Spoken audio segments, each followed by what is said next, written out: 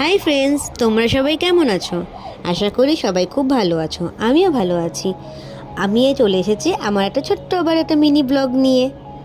আর শীত যে কমেই গেছে সেটা তো সবাই জানোই, কারণ বসন্ত চলে এসেছে। তো তাই ভাইকে বললাম আজ বিকেলে কোথায় যাওয়া যায়। তো ভাই বলল চল গাজলডোবা থেকে একটু ঘুরে আসি।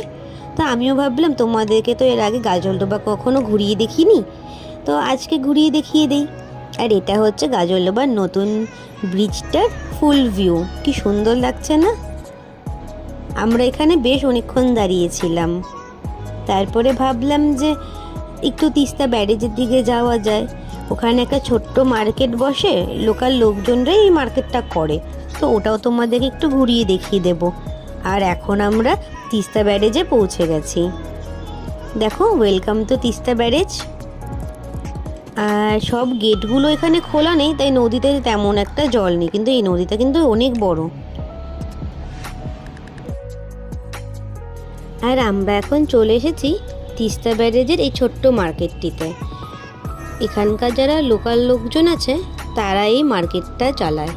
এখানে অনেক সুন্দর সুন্দর বড় বড় মাছ পাওয়া যায়। অনেকেই বসে খায়। আমিও একটা চিংড়ি মাছ খেয়ে ফেলেছিলাম। দেখে মনে হচ্ছে না দীঘা বা মন্দারমণি। আর এই আমার ভাই। এরকম ভাই জীবনে থাকলে আর কি চাই। ভিডিও যখনই দেখে আমি করছি তখনই আমার ভিডিওটা খারাপ করবে, মানে আমার ভিডিও খারাপ করার জন্য ও সবার আগে রেডি থাকে। আর এটা হচ্ছে তিস্তা নদী। গেটগুলো এখন বন্ধ আছে ব্যারেজের, তাই জলটা কম। আর এই যে নৌকোগুলো দেখতে পাচ্ছ, যদি এই নৌকো করে ঘুরতে হয় তাহলে পরে কিন্তু সকালের দিকে আসতে হবে, কারণ রাত্রেবেলা নৌকো এখানে অ্যালাউ নেই। আর এখন আমরা আবার ফিরে যাব, তাই ভাবলাম মার্কেটটা একবার ভালোভাবে ঘুরিয়ে দেখাই। তোমরা এলে পরে কিন্তু এই মার্কেটটাতে অবশ্যই আসবে। আমার এই মিনি ব্লগটা ভালো লাগলে লাইক কমেন্ট আর অনেকগুলো শেয়ার করবে। Thank you.